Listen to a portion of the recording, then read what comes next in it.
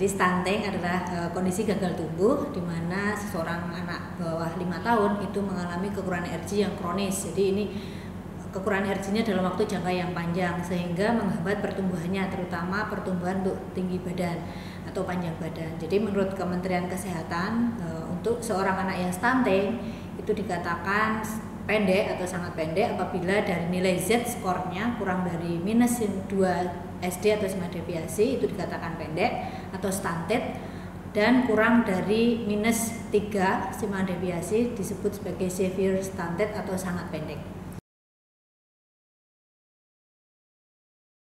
Jadi stunting itu tidak hanya terjadi pada saat bayi itu sudah lahir, tapi ini bisa terjadi sebelum dimulai dari saat ibu itu hamil ya. Jadi kita di Indonesia ada program 1000 hari pertama kehidupan, itu dimulai sejak ibu hamil. Dan ibu hamil ini kalau kondisinya tidak baik, dalam arti dia mengalami masalah gangguan gizi seperti kurang energi kronis, anemia, atau ada faktor penyakit yang lain selama kehamilannya, dan ini akan menimbulkan atau berdampak pada janin yang dikandung dan bayi yang dilahirkan nanti. Jadi teman-teman, untuk resiko stunting ya itu terkait dengan remaja dulu, kita beralih ke remaja dengan anemia, kemudian kekurangan gizi kronis ya, yang kurus-kurus itu.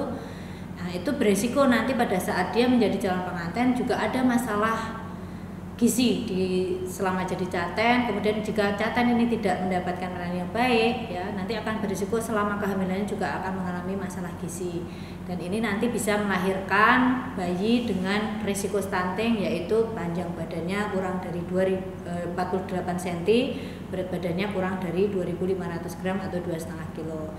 Nah, sebenarnya ciri-ciri stunting yang lain seperti apa sih? Jadi pada saat hamil sudah kita bisa ketahui itu deteksi dini namanya ya, IUGR, intrauterine growth retardation. Jadi kalau pertumbuhan janin tidak sesuai dengan masa kehamilan si ibu, ini beresiko terjadi stunting pada anaknya nanti. Kemudian yang kedua, anak yang stunting tadi juga sudah lahir ya, nanti bisa dalam pertumbuhannya ada gagal tumbuh di masa 1000 hari pertama kehidupan sampai bayi itu dari mulai ibu hamil sampai anak berusia 2 tahun. Nah, ini terjadi gagal tumbuh di situ, terutama mungkin pertama di ASI eksklusifnya yang tidak diberikan secara full, kemudian makanan pendamping ASI atau yang kita sebut sebagai MPASI itu tidak diberikan dengan baik oleh ibunya. Jadi di sini ada faktor pola asuh ya, kemudian juga kekurangan zat yang dibutuhkan oleh si anak selama pemberian MPASI, ini nanti berpengaruh terhadap perkembangan selama 2 tahun pertama. Kemudian ciri-ciri yang lain apa? Ciri-cirinya adalah tidak hanya pendek sesuai umurnya, tapi juga terjadi masalah gangguan kognitif. Gangguan kognitif itu kecerdasannya jadi tidak baik, terlambat ya. Jadi anak ini menjadi tidak cerdas, ditandai dengan apa? Tidak ada eye contact dengan orang lain atau orang tuanya. Kemudian perkembangan yang lain juga terhambat ya, harusnya bisa jalan belum bisa berjalan. Kemudian kemampuan makannya juga menjadi terganggu. Nah, kemudian juga ada gejala yang lain seperti tertinggal di kelas ya pada saat nanti SD seperti itu. Nah, yang lain adalah misalnya ini anak seorang perempuan, nanti haidnya atau menarche atau haid pertamanya itu menjadi terlambat ya. Terus kemudian mungkin wajahnya menjadi usianya tampak lebih muda dari usianya. Nah, itu ciri-ciri stunting. Jadi stunting di sini tidak hanya pendek, tetapi juga ada gangguan kognitif, kecerdasan yang sebenarnya itu nanti menjadi berakibat jangka panjang seperti itu.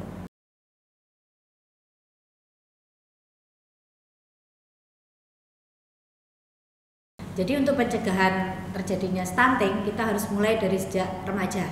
Siapa sasaran kita? Sasaran kita adalah remaja putri, karena remaja putri nanti akan hamil ya pada saat dia menikah. Jadi pada remaja putri kita sudah upayakan dengan pemberian tablet tambah darah 1 minggu sekali dengan program sekolah peduli kasus anemia, dan ini sudah berjalan sejak beberapa tahun terakhir ini di sekolah, terutama di sekolah SMP dan SMA. Nah, kemudian selain itu juga edukasi terkait dengan masalah gizi seimbang ya, karena beberapa akhir-akhir ini mungkin anak-anak tidak sekolah pandemi, kemudian sekolah dengan jajanan yang kurang sehat, sehingga kita lebih fokus juga pada edukasi bagaimana mereka makan dengan gizi seimbang sehingga kondisi status gizinya menjadi lebih baik lagi. Nah, kemudian di masa caten atau calon pengantin kita juga melakukan intervensi pada calon pengantin putri, terutama dengan pemeriksaan kesehatan, screening layak hamil, dan kemudian juga pemberian tablet tambah darah paling tidak 3 bulan sebelum hamil, atau sebelum menikah, kemudian juga pemberian tablet asam folat ya setiap hari untuk mencegah terjadinya anemia. Apakah mereka boleh menikah? Boleh menikah, tapi dengan catatan mereka harus kondisinya baik pada saat akan hamil. Nah, ini menjadi catatan penting sehingga di sini dilakukan konseling oleh petugas kesehatan kepada calon pengantin. Kemudian pada masa hamil, seorang ibu hamil harus tercukupi kecukupan gizinya, harus gizi seimbang, porsi makanannya harus terpenuhi. Kalau terjadi masalah gizi itu yang harus kita intervensi dengan pemberian tablet tambah darah, kemudian dengan PMT ya, kemudian dengan edukasi kelas ibu hamil dan lain sebagainya. Dan ANC rutin ya sampainya minimal 6 kali selama kehamilannya. Kemudian dengan rujukan ke rumah sakit apabila ada masalah gangguan kesehatan pada ibu hamil tersebut. Kemudian pada saat bayi lahir kita upayakan dengan memfasilitasi atau melaksanakan inisiasi menyusu dini atau kita sebut sebagai IMD. Nah, ini harapannya dengan melakukan IMD nanti proses untuk memberikan ASI eksklusif selama 6 bulan itu bisa berjalan dengan baik. Nah, ASI eksklusif 6 bulan ini kita terus motivasi kepada ibu-ibu nifas untuk memberikan ASINya full maksimal selama 6 bulan ya untuk mencapai ASI eksklusif, karena di sini dibutuhkan gizi yang sangat baik untuk bayinya, untuk pertumbuhan dan perkembangan bayinya. Kemudian setelah 6 bulan ini lewat, nah kita berusaha bagaimana memberikan MP ASI atau makanan pendamping ASI dengan sebaik-baiknya yang mencukupi kebutuhan si bayi. Jadi tidak cukup lagi dengan ASI, tetapi sudah harus mendapatkan tambahan makanan dari luar yaitu MP ASI tadi yang disesuaikan dengan kondisi si bayinya. Dan ini di sini dibutuhkan ketelatenan, kesabaran dan pola asuh yang baik dari ibu, karena banyak kegagalan di pemberian MP ASI ini ya. Kemudian terjadinya kasus stunting meningkat adalah di usia 6 bulan sampai 24 bulan. Nah, di sini pentingnya pemberian MP ASI yang benar, harus tepat waktu, kemudian konsistensi yang diberikan juga harus tepat, kemudian jumlah yang diberikan harus tepat, dan gizi yang seimbang diberikan dengan tepat. Nah, dengan hal-hal seperti ini harapannya nanti MP ASI bisa diterima dengan baik oleh si balita atau si bayi, sehingga ini bisa mengejar ketertinggalan jika ada ketertinggalan dan bisa mendapatkan pertumbuhan yang optimal. Nah, MP ASI ini kita berikan sampai usia 2 tahun. Nah, apabila terjadi masalah dari 6 bulan sampai 24 bulan ini nanti akan menghambat pertumbuhan si anak, si balita, sehingga nanti pada saat lebih dari 2 tahun atau lewat 1000 hari pertama kehidupan tadi akan terjadi masalah pertumbuhan gizi, sehingga di mana pertumbuhan si anak ini akan berjalan lambat, tidak sesuai dengan usianya, dan ini nanti akan menjadi stunting.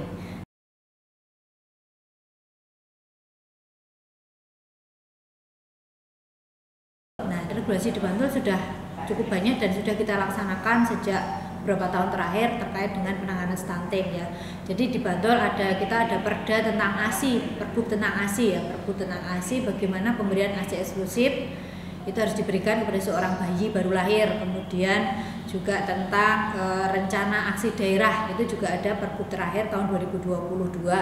Nah, di sini untuk program penurunan angka stunting di Kabupaten Bantul adalah secara konvergensi ya, dari melibatkan semua OPD yang terkait untuk penurunan kasus stunting ini. Jadi kalau di bidang kesehatan kita adalah intervensi secara spesifik, kemudian untuk lintas sektor itu adalah intervensi sensitif. Jadi untuk spesifik itu adalah 30%, sensitif adalah 70%, dan ini kita saling bekerja sama untuk menurunkan angka stunting antara OPD ke Dinas Kesehatan maupun dengan OPD lain dengan banyak kegiatan masing-masing yang terkait dengan bidangnya, sehingga kasus stunting ini diharapkan bisa turun ya. Kemudian juga terkait regulasi yang lain adalah terkait dengan pengelolaan atau manajemen pada ibu hamil, pelayanan KIA ya. Kemudian teman-teman di Puskesmas juga sudah berusaha melakukan kegiatan yang terkait untuk pencegahan stunting, termasuk misalnya dengan kelas ibu, kemudian pemeriksaan caten, konseling caten, kemudian pemberian tablet tambah darah kepada calon pengantin atau pemberian asam folat kepada calon pengantin, sehingga di sini diharapkan calon pengantin itu sudah siap untuk hamil. Kemudian upaya apa lagi yang dilakukan? Nah, pada saat seorang ibu ini hamil ya, terutama ada kelas ibu, dan kemudian pada saat anak ini sudah lahir ada kelas balita. Ya, di sini kita pemberian vitamin A, imunisasi, program imunisasi tetap jalan sehingga mencegah anak-anak ini tidak terkena penyakit yang disebabkan oleh hal-hal penyakit yang bisa dicegah oleh imunisasi seperti itu. Nah, kemudian upaya yang lain adalah pemberian tablet tambah darah pada wanita hamil ya. Kemudian pemberian PMT pada wanita yang dengan dengan kondisi kekurangan energi kronis ya, kemudian juga pada anak-anak balita dengan gizi yang kurang atau dengan stunting tadi itu kita berikan PMT.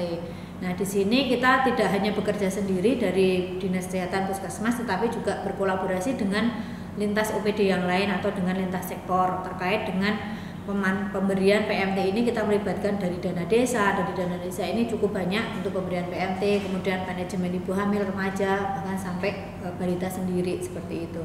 Dan kita fokus dengan pemberdayaan masyarakat. Ya, pemberdayaan masyarakat di sini sangat penting untuk penanggulangan stunting, karena stunting bukan hanya masalah satu keluarga saja, tapi ini sudah menjadi masalah nasional yang menjadi program prioritas nasional juga, sehingga teman-teman yang ada di puskesmas kemudian OPD lain itu juga menggerakkan masyarakat untuk semuanya berpartisipasi bagaimana mengentaskan atau menurunkan angka stunting di Kabupaten Bantul. Untuk kondisi stunting saat ini di Kabupaten Bantul, apakah mengalami penurunan? Ya, untuk kondisi stunting di Kabupaten Bantul, kita bisa lihat dari tahun 2021, kemudian dari 2021 kemudian menjadi 2022, alhamdulillah mengalami penurunan. Dari survei SSGI tahun 2021 kita di angka 19,1%. Kemudian tahun 2022 kita sudah di angka 14,9%, sehingga ini penurunan paling banyak di Kabupaten Bantul ya, 4,2%, dan ini selaras dengan penurunan juga yang ada di survei EPPGBM yang kita entry ke PPGBM yang kita lakukan setiap 2 tahun sekali di bulan Februari dan bulan Agustus. Jadi di tahun 2021 dari pemantauan status gizi kita di angka 8,36%, kemudian di tahun 2022 kita di angka 6,42%. Jadi ini menunjukkan angka yang sudah turun, tetapi kita target di tahun 2024 adalah di bawah 14%.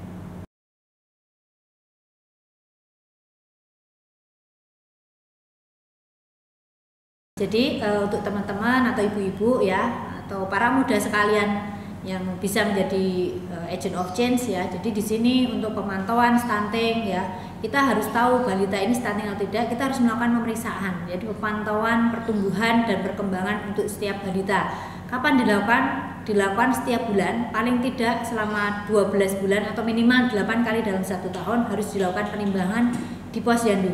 Nah, nanti di posyandu akan diukur tinggi badannya, kemudian diukur kecerdasan atau perkembangan untuk si anak ini. Sehingga apabila ada hal-hal tidak terjadinya pertambahan berat badan atau tinggi badannya tidak bertambah, anak ini harus segera teridentifikasi, kemudian harus dilakukan rujukan kepada puskesmas. Di sini nanti puskesmas akan menjalankan tugasnya untuk melakukan pemeriksaan lebih lanjut, ya mungkin dirujuk ke rumah sakit atau dilakukan pemeriksaan darah terlebih dahulu, kemudian ketemu dengan ahli gizi untuk konseling dan lain sebagainya. Nah, di sini perlu kita melakukan deteksi dini sejak awal. Caranya tadi dengan melakukan penimbangan secara rutin di posyandu. Jadi mari Bapak Ibu sekalian, jangan menganggap anak yang pendek itu menjadi suatu hal yang biasa nanti akan besar sendiri, tetapi kita harus waspada bahwa stunting ini atau anak yang pendek ini di masa depan bisa menjadi anak yang kurang cerdas kalau kita tidak intervensi sedini mungkin.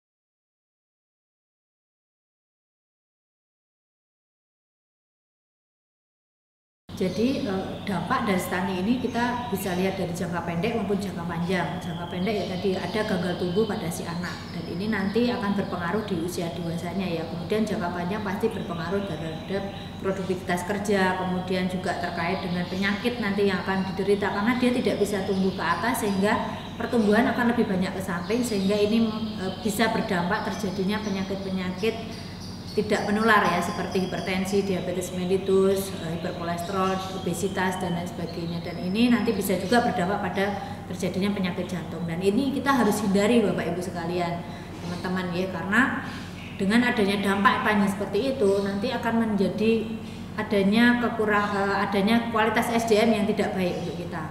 Sehingga di sini mungkin kita sejak dini kita sudah harus meningkatkan kewaspadaan kita terhadap anak-anak kita. Apakah anak kita itu pendek dengan masalah kognitif juga atau tidak, seperti itu. Dari beberapa penelitian menunjukkan bahwa anak yang pendek ya, dari segi psikososial itu juga mengalami gangguan. Ada yang mengalami lebih cemas, kemudian mengalami depresi, kemudian mengalami bullying di sekolah, di lingkungan teman-teman sekolahnya atau di lingkungan di rumahnya, sehingga ini berdampak terhadap si anak tersebut dari segi psikologis nanti akan menjadi lebih pendiam sehingga dia kurang interaksi, kurang belajar dan lain sebagainya. Nah, ini yang harus kita hindari seperti itu. Kemudian apabila si anak ini terlambat untuk masa pertumbuhannya setelah usia 2 tahun untuk kembali ke pertumbuhan yang normal itu akan sangat sulit atau bisa dikatakan sebagai irreversible. Sehingga di sini kita benar-benar harus memantau pertumbuhan dan perkembangan kita terutama di usia bawah 2 tahun. Ya. Kalau di bawah 2 tahun ada masalah, ada ketidaknaikan berat badan atau panjang badan atau tinggi badan tidak bertambah, kita harus segera melakukan pemeriksaan sejak dini untuk anak kita. Ya, jangan menganggap ini sesuatu yang nanti dia bisa besar sendiri atau menganggap hal ini yang lumrah atau remeh. Ya, jadi kita harus lebih perhatian dengan anak-anak kita.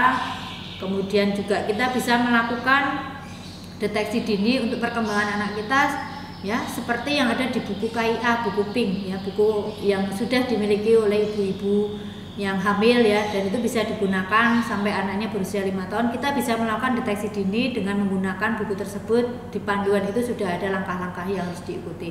Jadi monggo sama-sama semuanya bisa kita melakukan kewaspadaan secara dini dan jangan lupa menimbangkan anak-anak kita secara rutin di posyandu setiap bulannya.